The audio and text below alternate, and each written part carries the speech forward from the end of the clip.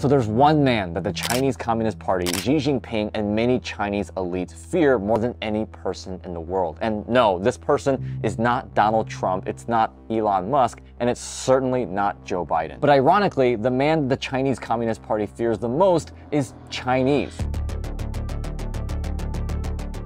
And his primary mission is simple: to expose hidden secrets and turn the people of China and really the world against the CCP. In fact, he's made claims that the CCP has gone as far as successfully infiltrating and even pulling the strings on our very own US Department of Justice, and that there are plans currently being executed by the CCP to take out the legs of our military as well. Which, based on what we talk about later in this video, he may not be that far off. And this important figure looking to bring all of the CCP's dirty tactics to light is a man named Guo Wengui, better known as Miles Guo. Now, this guy wears a lot of hats, but his claim to fame was being a real estate billionaire primarily through his development projects. And on top of that, he's an online influencer, a political activist, and even a rapper. Yup, a rapper who started making diss tracks and songs speaking out against the Chinese Communist Party. And arguably his biggest hit, which garnered millions of views and listens, is a song titled "Take Down the CCP." So obviously it's no secret that Miles Guo and the CCP don't necessarily have the greatest relationship. As a matter of fact, the CCP wanted him gone so much so that the Chinese government officials started arresting his close friends and business partners,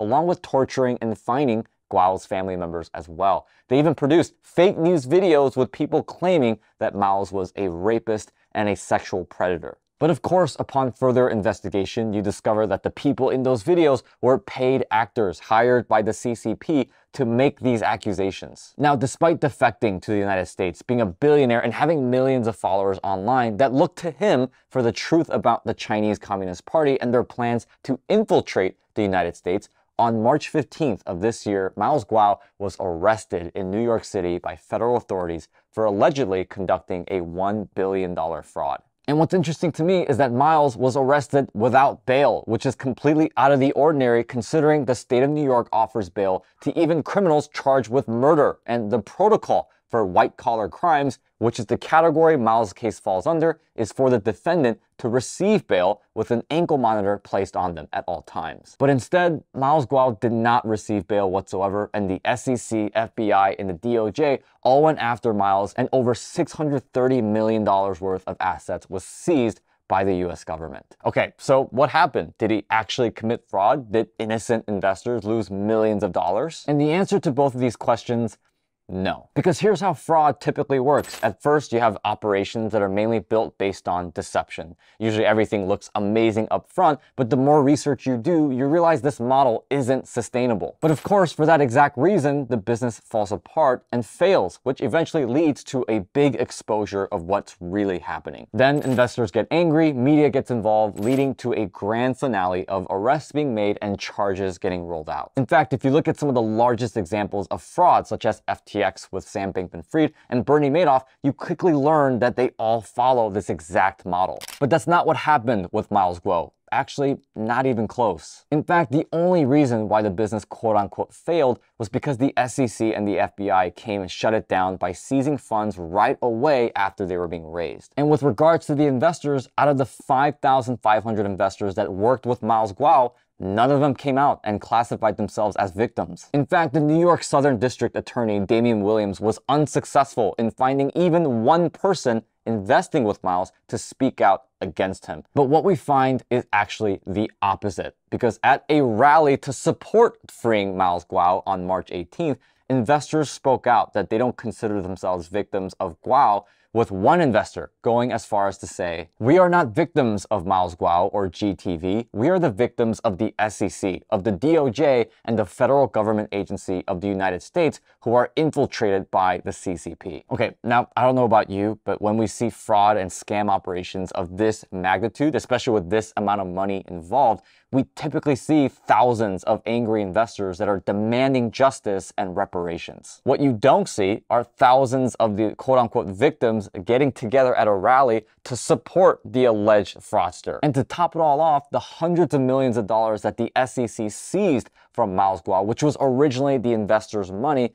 it's been 2 years and they still haven't returned the money to the original investors. But what's even crazier is that even after all of this, in a massive event of coincidence, while Miles was in jail, his penthouse in New York City, which contained a bulk of his evidence, caught fire and burned. And what did they claim was the cause of this fire? A simple light fixture. You sure about that? Which is suspecting, considering that this is a nearly $100 million luxury penthouse where maintenance is inspected and done pretty regularly. But the most ironic part, at least for me, as reported by NBC News New York, has to be that the fire started right as FBI agents were wrapping up their search of his penthouse. Okay, so at this point, we just have to ask, why is the CCP so obsessed with silencing this man? And why does the Chinese government want him back to China so bad, to the point where when President Trump had a meeting with Xi Jinping, the very first thing that Xi asked was for Trump to deport Miles Guo back to China? What were the claims that he made? And the most important question that we have to ask ourselves is, was he right?